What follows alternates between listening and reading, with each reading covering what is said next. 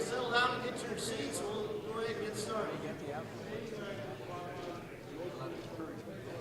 Well, if you start talking.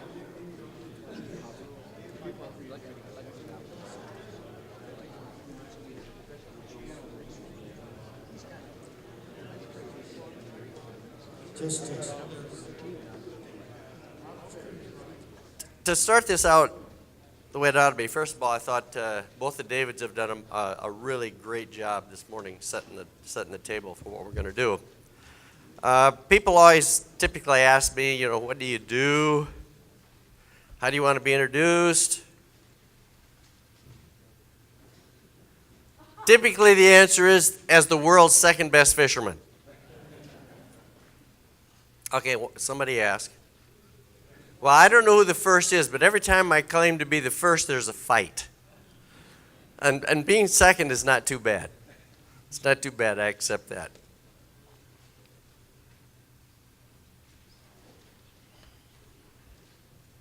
I have a friend who wants to become a movie writer. And he sent me this script. He says, you work in agronomy. I work at Iowa State University. I'm in the Department of Agronomy, director of the Water Center, and world's second best fisherman.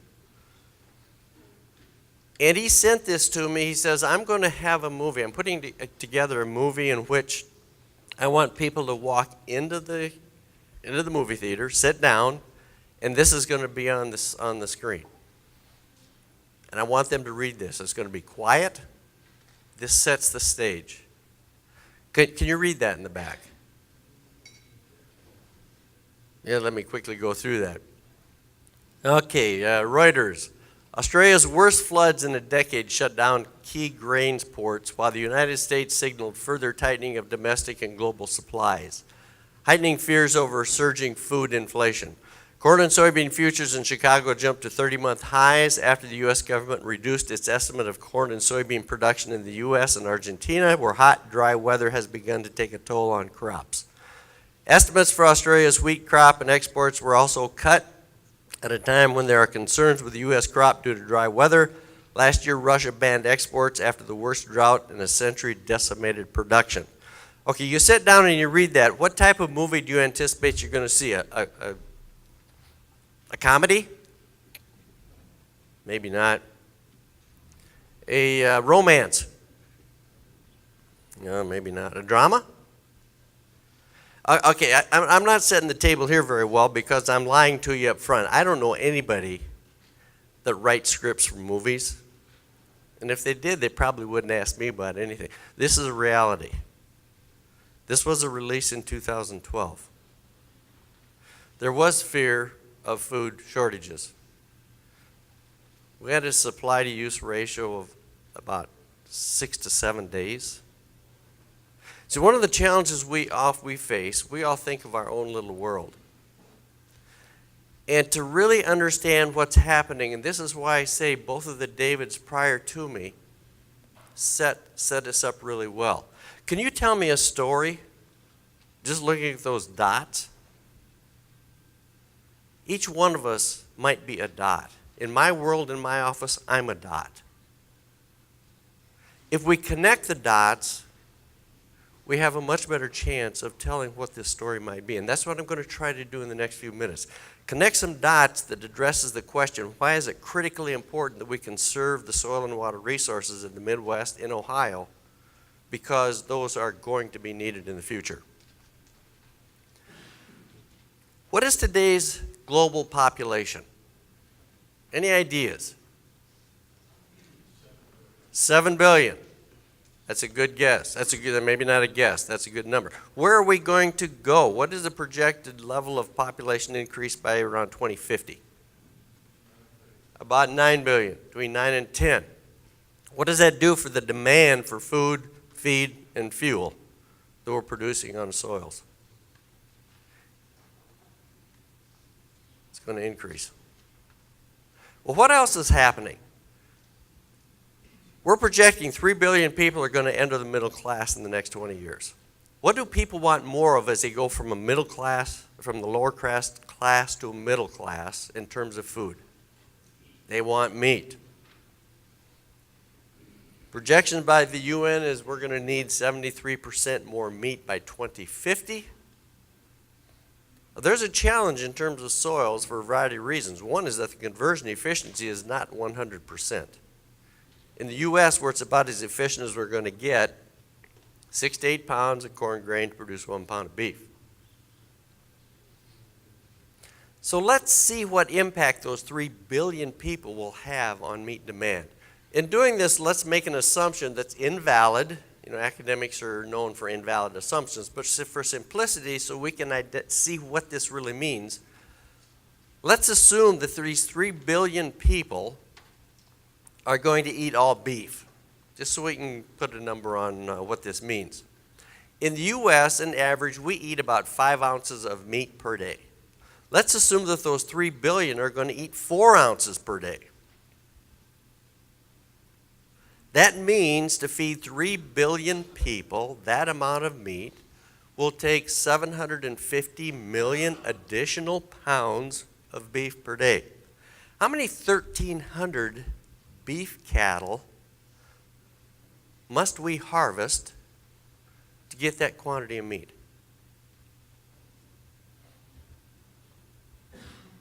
An additional 1 million beef cattle per day.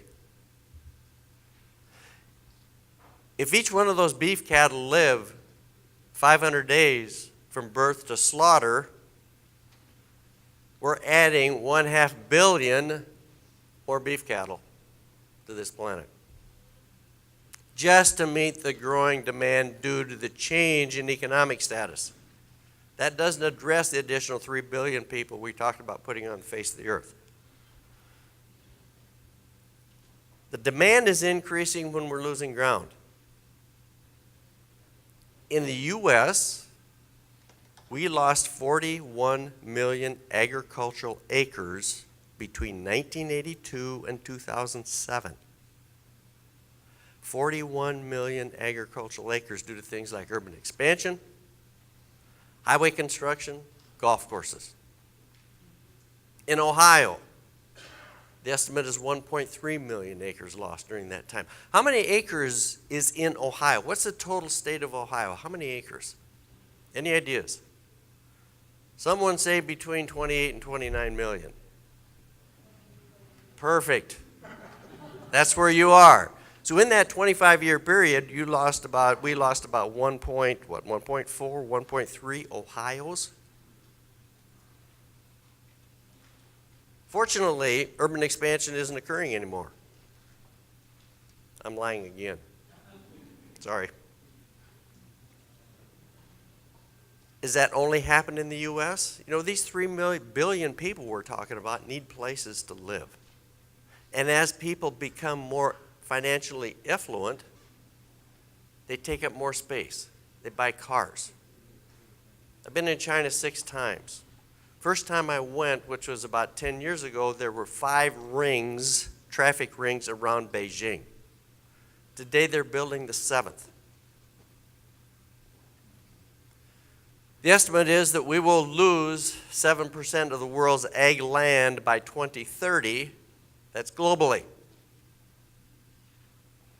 And what direction is the food demand going? It's going up.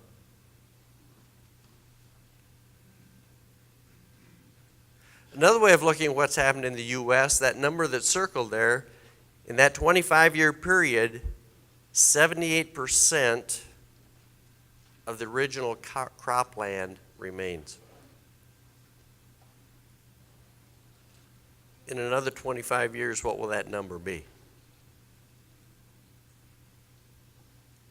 So what does that 7% loss globally mean in terms of food production and food production potential? Brazil is immense. We're worried about markets here, and justifiably so. Justifiably so. And we're worried about expansion in Brazil because they're going to add more piles of corn like we were talking about before in the Dakotas. There is roughly 988 million acres yet to be developed. And how big is Ohio? 29,000? 29 million? So why are we worried? Well, in developing that land, they're going to lose about 15% to infrastructure. highways, cities. That leaves about 840 million acres of expansion potential for agriculture that's going to compete with you. Not fun. However, if you take 7% of, we estimated 7% of the world's ag land is going to be lost by 2030, 18 years from now, that just about equates to the expansion potential in Brazil. So what seemed to be a huge component of adding supplies to our food, fuel, and fiber is being canceled out spatially by the expansion that's going on in this world due to the space needs that people have. So let's skip from soils and land use to water. I'm going to show you a color-coded map of the globe, and the color coding is going to give you a sense of the percent of the renewable fresh water in a region that we consume every year. It's called Water Scarcity Index. It's just a fraction of the available water that we use as humans.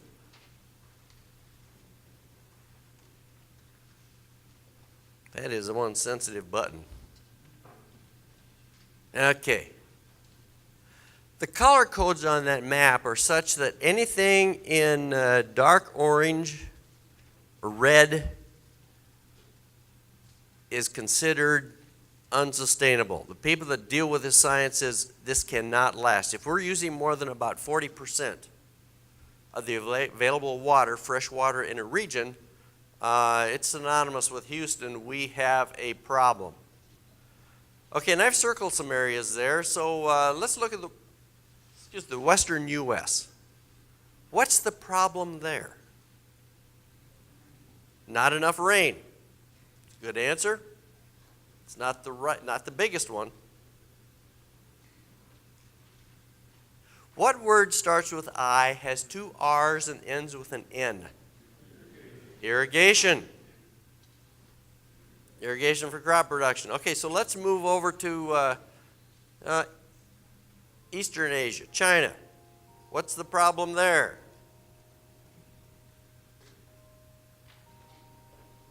Too many people?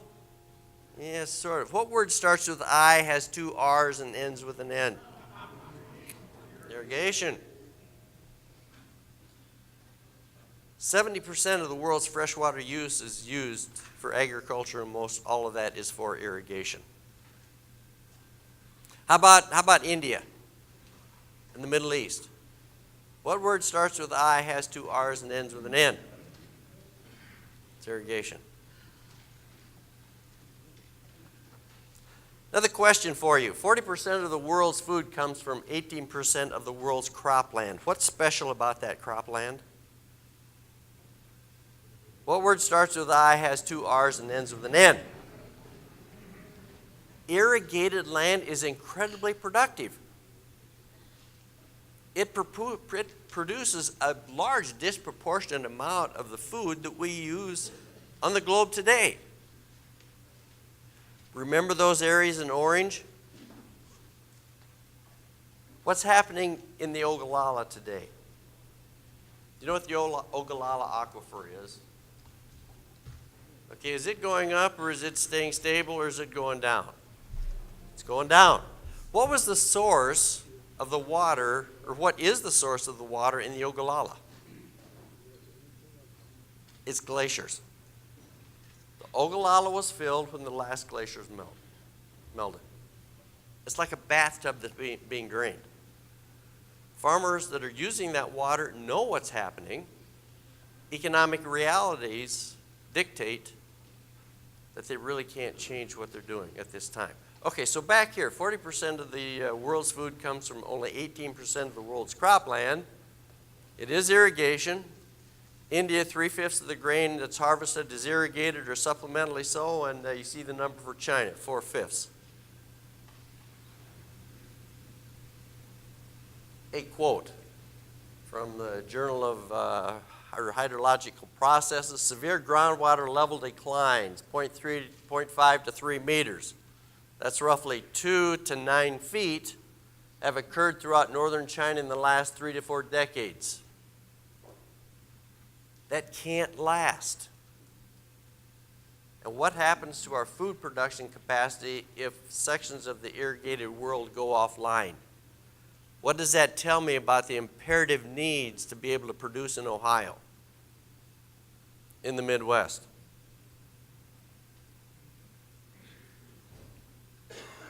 I know, those are the undeveloped world. This is a picture of the developed world. This is the High Plains Aquifer. This is the Ogallala that we're referring to.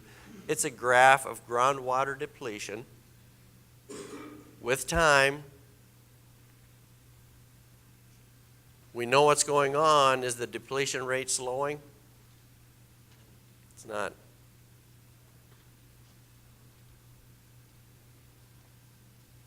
I like color-coded maps because even I can understand them at least some of the time.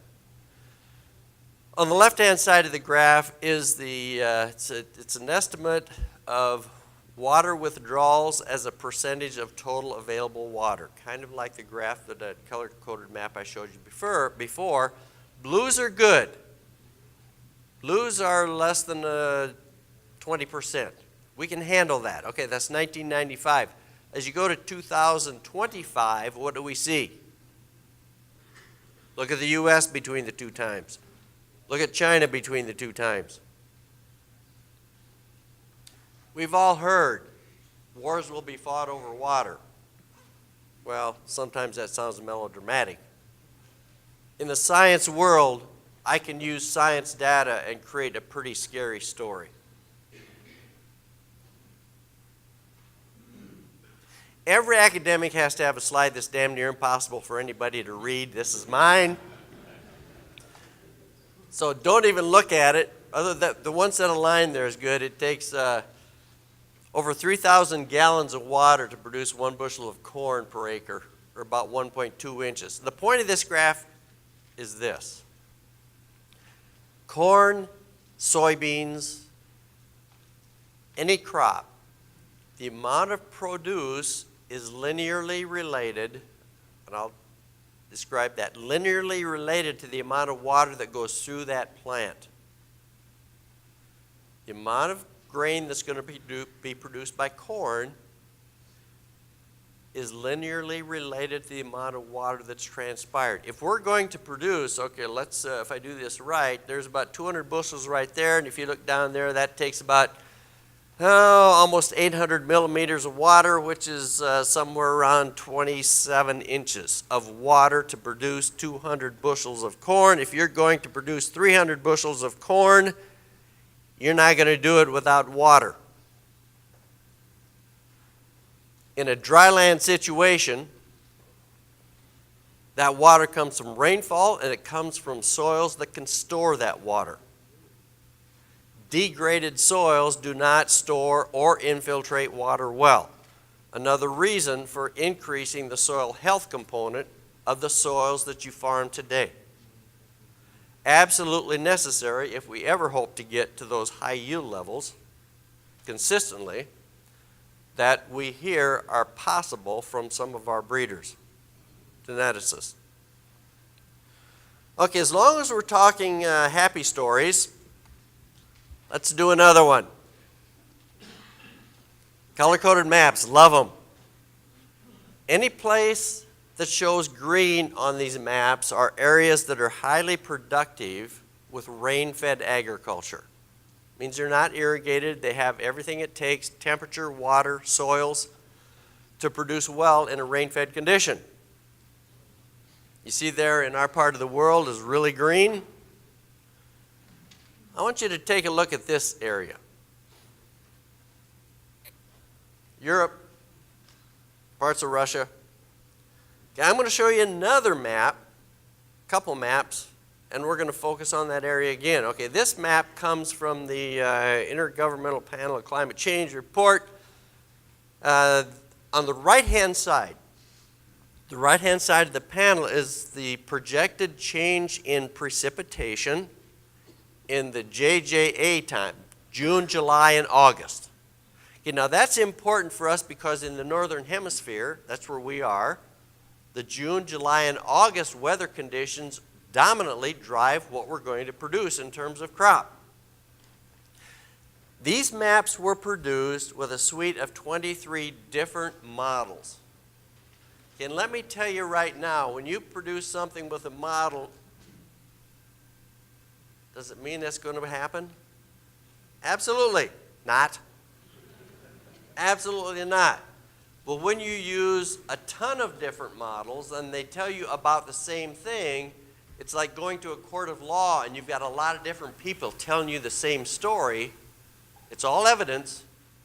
The more it tells you the same story, the stronger the evidence is. On these maps, where you see those black dots, those are areas where the models, a suite of 23 of them, all doing things differently, come up with basically the same conclusion.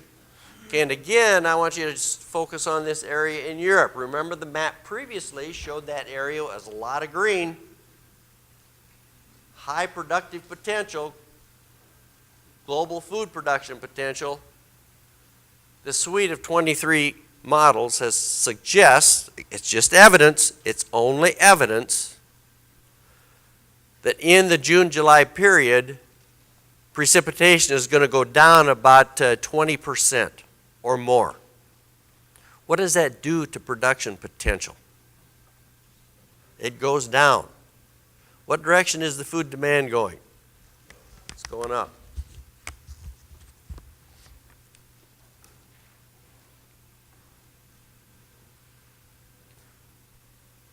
More happy. Red dots mean that the observed temperatures from 1976 to 2000 were getting warmer, and the bigger the dot, the warmer it was getting. Blue dots, and there are some, were areas of the globe where it was cooling. Again,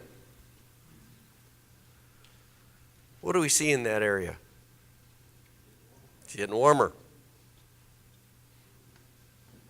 I have another graph that I could have put on there that's really academic that shows that from 2000 to 2012, that trend is continuing. What's that do to stress on crops? Animals. I was in Europe 3 weeks ago, Barcelona. They're adopting, they're irrigating where they haven't irrigated before. They feel it. They know it, they see it.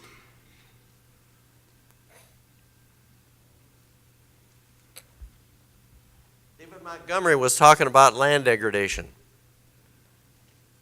This is made independent of him, but 25% of the world's ag land is seriously degraded to the level that you can't continuously rely on productivity from it.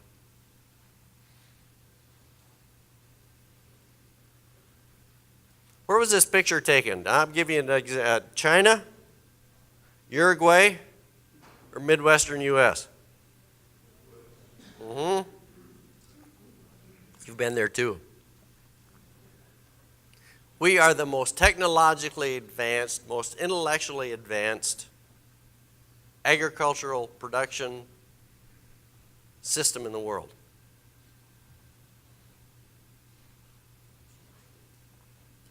This picture is taken in north central Iowa, a notoriously non-erosive area. It's not as flat as it is around here, but there's virtually no erosion occurring based on what we think we understand.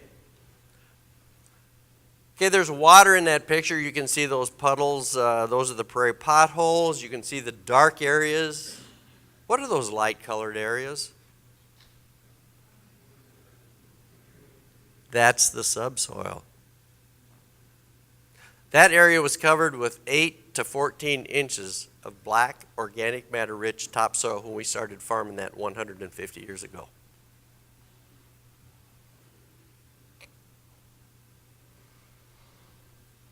If you drive down the road, you can see it this way. You can see the light-colored area.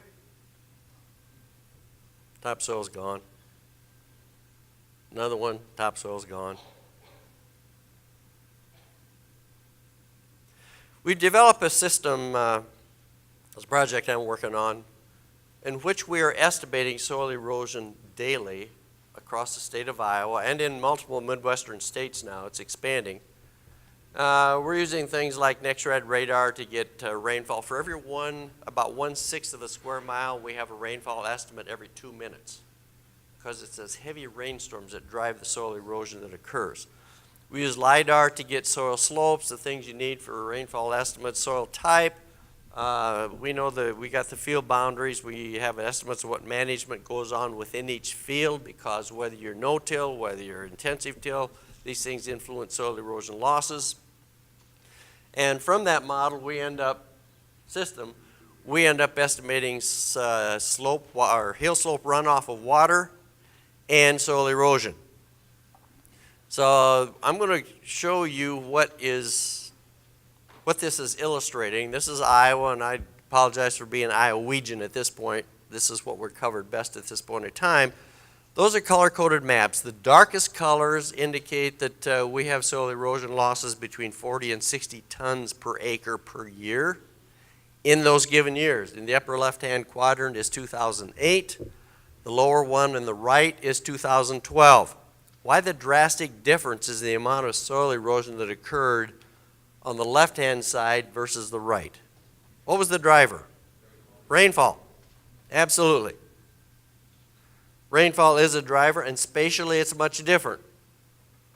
Spatially, the amount of erosion that occurs is much different because topography is different. If we take the time period 2008 to 2016, on average across the entire state, each year we're eroding, based on our estimate, this is only hill slope sheet and rill. This is not the gullies that you saw in the previous slides. Those aren't included. 5.1 tons per acre per year. How many pounds of soil is that? That's not tough math. Even I can do that one. Like if you take the average corn yield during that same time period for Iowa, about 170 bushels per acre, we're looking at about between 8,500 and 9,000 pounds of grain coming from those fields each year, each acre. We're losing 10,000 pounds of soil. We're getting, let's say, 9,000 pounds of grain. For every pound of grain we're producing, we are losing more than a pound of soil. Let me say that again, and you heard that earlier this morning.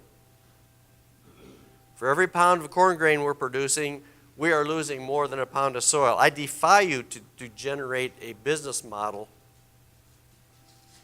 that will be successful with that relationship.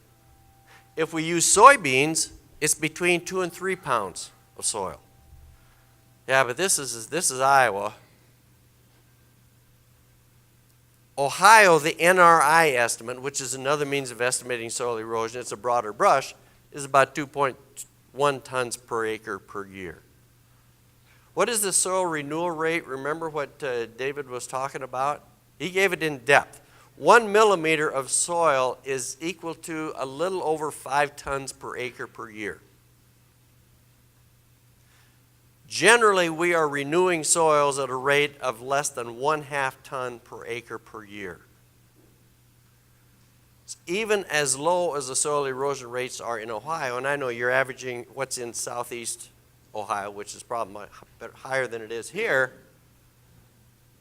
It can't be continued. It simply can't be continued.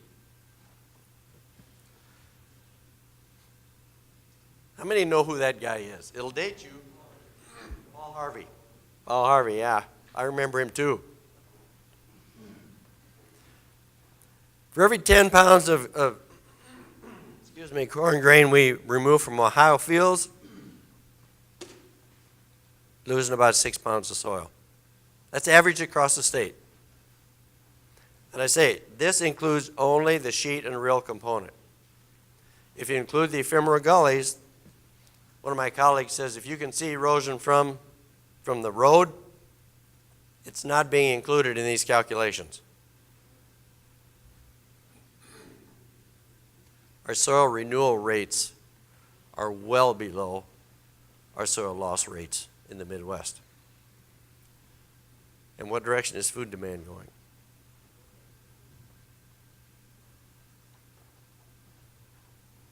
That's not good business.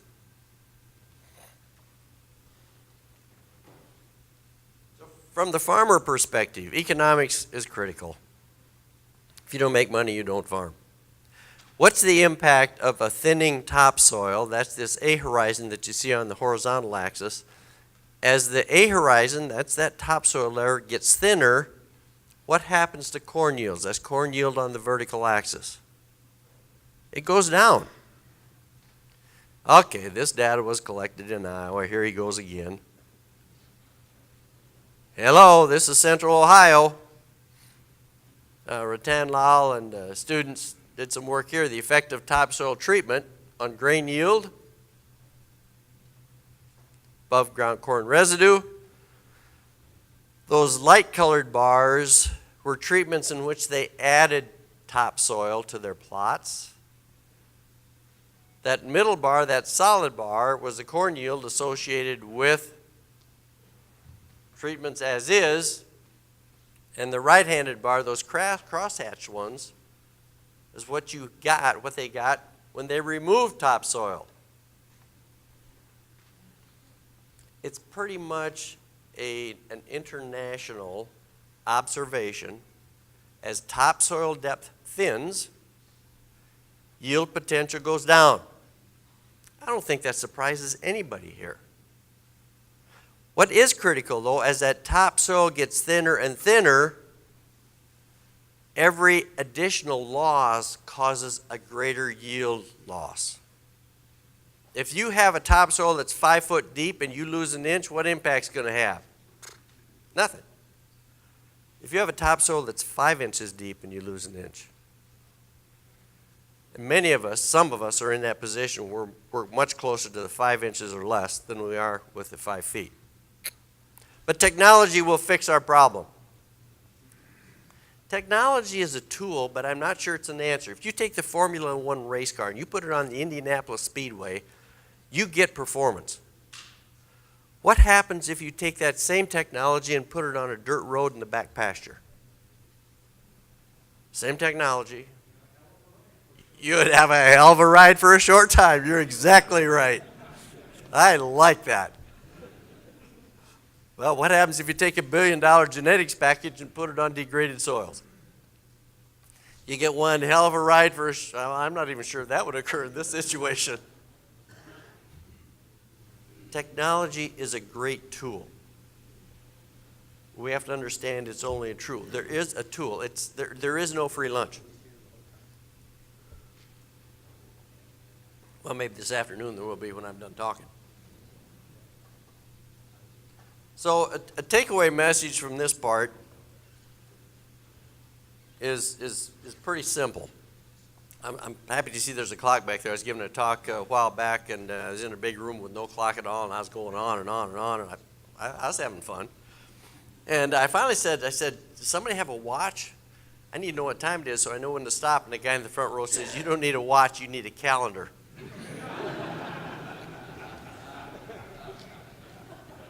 And told me the way it was. So, takeaway message to this point. There are soil and water resources are absolutely critical for global food security. I don't think I'm telling anyone here anything they didn't already know. Soil and water resources are absolutely imperative for rural areas everywhere. With time, their importance is going to increase. And I understand we have surpluses now of corn and beans, and markets are depressed, and there's trade issues that are looming on the horizon. Well, we don't know what's going to happen there, but soil and water resources are not replaceable in the human time span.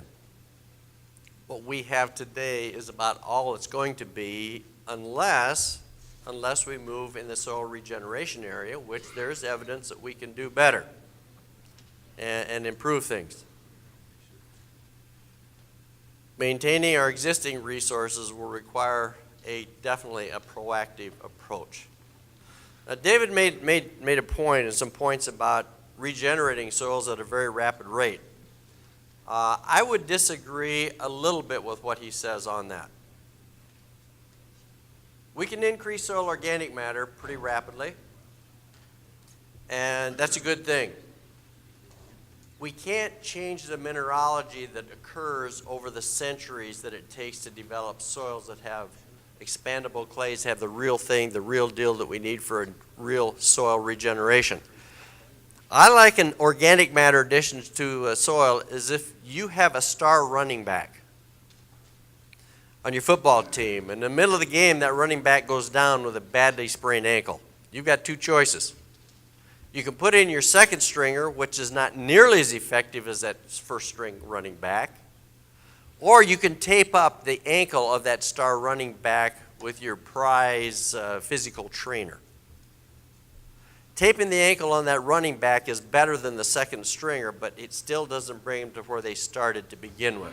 Adding organic matter to soil is a definite plus. Definite plus, adds productivity. But it doesn't substitute for keeping soil in place to begin with. I'm going to jump to challenges that we face in the agricultural community. And in my perfect world, you give me some ideas on how we can fix this, because I'm not sitting in your shoes. I'm the academic farmer, and the academic farmer, we're notoriously dangerous. But there's some things I do recognize. I grew up on a farm in northeast Iowa, and if I had the money or guts, I'd be farming right now, and it takes a lot of both, and I don't have enough of either. So I want to ask the question, what evidence exists that we are on a functionally sustainable path? And based on what I've told you in those previous slides, it's probably going to be a little bit challenging to answer that in a positive way. And if we're not on that sustainable path, do we even have a vision of what that path is? We in ag dominantly live day to day or year to year. If you can't make payments, you're not going to be farming. I understand that. When we look at the longevity, we have to have a vision that goes beyond the length of our current farm bill. A farm bill that lasts 5 years, 4 years, whatever the duration is not sufficiently long to allow you to plan or us to plan to make the changes that need to be changed to strengthen our soil and water resources. Do we have the political will to address causes rather than symptoms of our current problems? We used to get a lot of grief about, not we, ethanol producers. A lot of people blamed ethanol for soil and water degradation in the Midwest. I don't believe that for a minute. When I graduated from college and I bought my first house, I was dirt floor poor. We had a screen that needed to be replaced. We had a window that was broken, carpeted that was wore out, and I couldn't do anything with that. After a few years, a few raises, I got to the point that I could replace the screen door, do the carpet. When times were tough, and ethanol didn't drive the rise in grain prices, that wasn't the total picture, but when times are tough, farmers can't afford to put in waterways. They can't do the conservation practices that are necessary. Ethanol prices raised the price of commodities, and I've got great farmer friends that actually took that money and did what they've wanted to do for a long time in terms of the conservation practices. I've got other acquaintances that went fence row to fence row, and I swear we're hanging the planter over the edge of the stream to get that last row planted. Don't blame ethanol for any loss of soil or water quality. Those are choices that humans make. I'm not blaming anyone, just simply saying that be careful about what you blame relative to things that are occurring. Ag realities. We are morphing from an agriculture to an agribusiness model. And there is a difference. We have fewer farmers controlling more. I'm not saying it's good, bad, or otherwise. It's just reality. The enterprise size is increasing. And a difference between agriculture and agribusiness, the cultural mantra is that if we do everything right, the money will come. Our livelihood will come. The business model is if we make enough money, I can buy what we need. Now, if we go back to policy, and I'm not pushing policy, but often we create policies that are targeted for one global community of agriculture, and we are all different.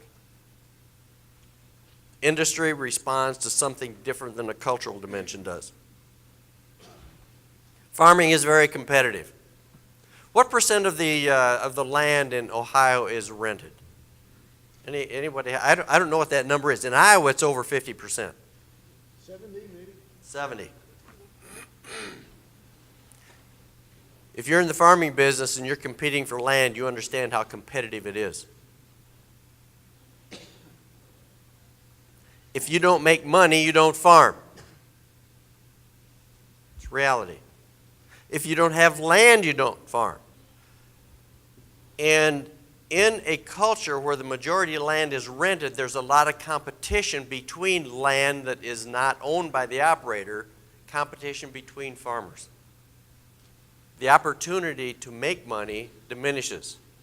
The other challenge in this industrial model, most of us, I'm not actually in your shoes, I wish I was, I like to claim to be, are doing the same thing. Plant the same crop, seed at the same time, harvest the same time. It's very difficult for us to distinguish one versus the other. If you can't distinguish one versus the other in a competitive arena, and it ends up a tie, the economic picture just is not really good. Voluntary conservation practices work best when incentives and benefits are aligned. That sounds academic.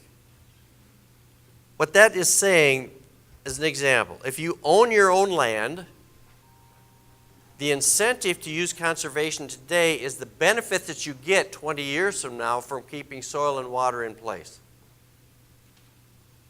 The benefit is aligned with that incentive. The incentive to keep your soil in place, use conservation, is the benefit that you capture.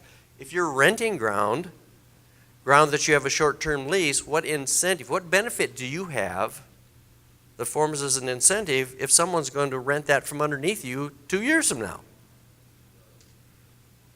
Now, I know landlords that will absolutely insist you will not take residue from this farm. You will maintain your waterways. You will use no-till. But I know of a lot others, show me the money. When today's kids inherit their parents' farm, where are these kids normally located? Where do today's children go after they've graduated from college? They fly to the wind. I'm not saying it's bad, but now you have 2 or 3 kids scattered in different parts of the country with marriage partners trying to manage a farm. Cost share isn't going to happen. Increasing number of land management companies are actually handling the management, and often those management companies, in fact, generally, are paid a % of the gross return. Incentives for conservation are not real strong.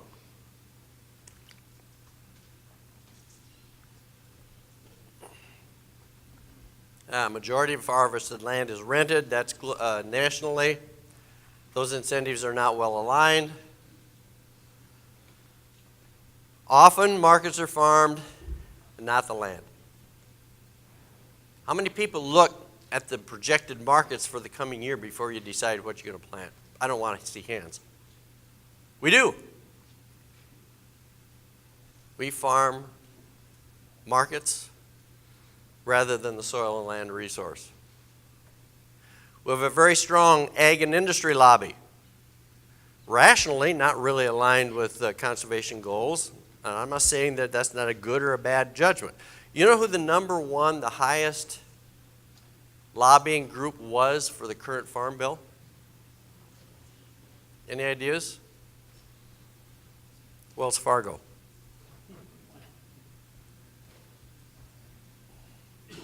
Well, they have vested interest, had a vested interest in the crop insurance program. Did they have a vested interest in conservation? I can't say they don't. I don't know that they don't. But what I do understand about them, probably not. Major policy elements are simply not well aligned with conservation and water quality.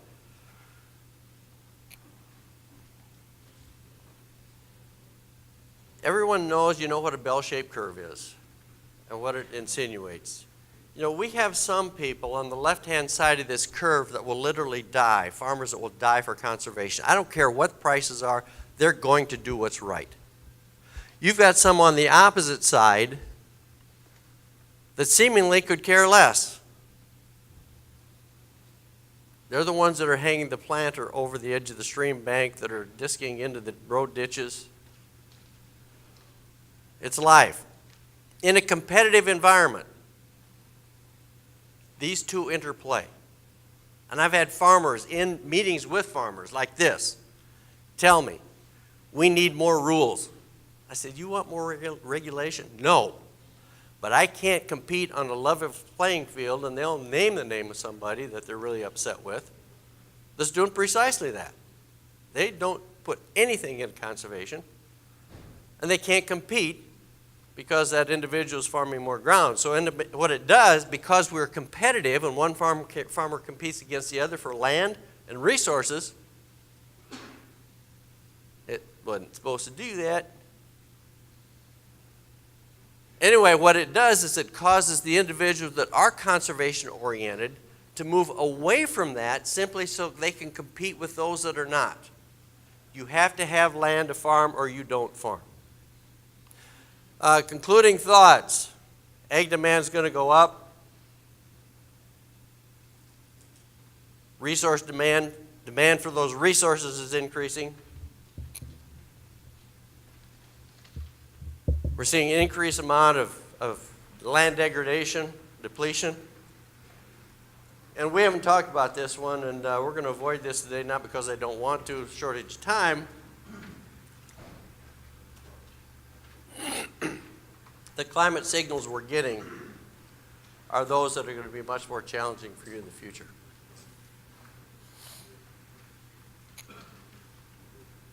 So my summary is this, and I do not do this close to home. Mamas, don't let your babies grow up to be plowboys. Have them do no-till, use cover crops and strip-till, and grass waterways are a must. Mamas, don't let your babies grow up to be plowboys. 'Cause if soil doesn't roam, profits stay home. And water is cleaner for us. Plowboys like big toys, thick smoke and loud noise, tilling their soil till it's black. They don't understand, they're hurting our land. Eroded soil never comes back. Rivers are crying while their fish are dying. More algae grows every day. With more stormy weather, we must farmland better. Erosion's a high price to pay. Mamas, don't let your babies grow up to be plowboys. Have them do no-till, use cover crops and strip-till, and grass waterways are a must. Mamas, don't let your babies grow up to be plowboys. 'Cause if soil doesn't roam, profits stay home. Water is cleaner for us. No-till has few frills, it doesn't give cheap thrills to the plowboy who farms like his dad. His management tactics, they're not too fantastic. In fact, they're pretty damn bad. So carbon is leaving, so critters are grieving, so structure's a thing of our past. We must educate the masses, we'll kick stubborn asses, and we gotta do it fast. Mamas, don't let your babies grow up to be plowboys. Have 'em do no-till, use cover crops and strip-till, and grass waterways are a must. Mamas, don't let your babies grow up to be plowboys. As if soil doesn't roam, profits stay home. And fishing is better for us. Okay.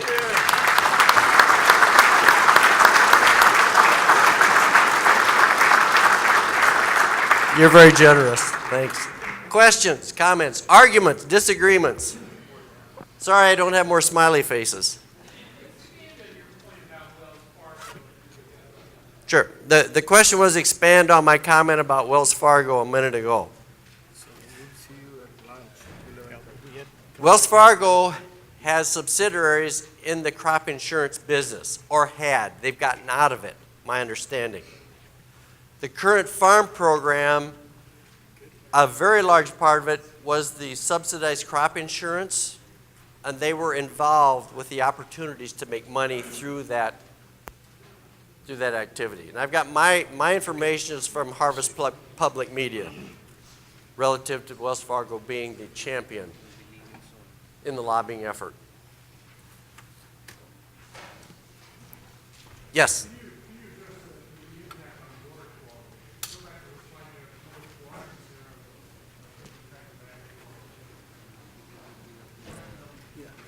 This one? Impact on water quality. No-till. Surface water quality is improved, especially the phosphorus element and the sediment element. If you're in an area where drainage and nitrate loss is a real issue, which we have in north central Iowa, then nitrate loss becomes an issue. If you infiltrate more water, inorganic forms of N are mobile with water. If you have tile drainage, I mean, that's the perfect storm, and we have the perfect storm in north central Iowa, and you have that, I think, in parts of Ohio. So nitrate then becomes the major problem. Now, if you overload the soils with P, phosphorus, we're seeing increasing amounts of soluble phosphorus coming out those tile lines as well.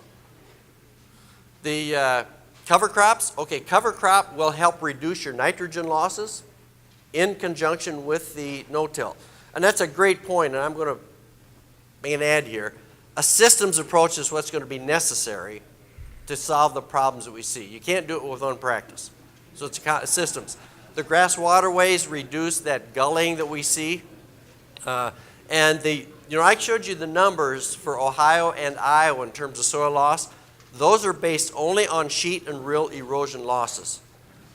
It's estimated globally, and this varies a lot from one place to the other, that a third of our soil losses are coming from these gullies that are not included in these estimates. So phosphorus loss is improved by having the grass waterways. Strip till is something similar to the no-till in terms of its impact.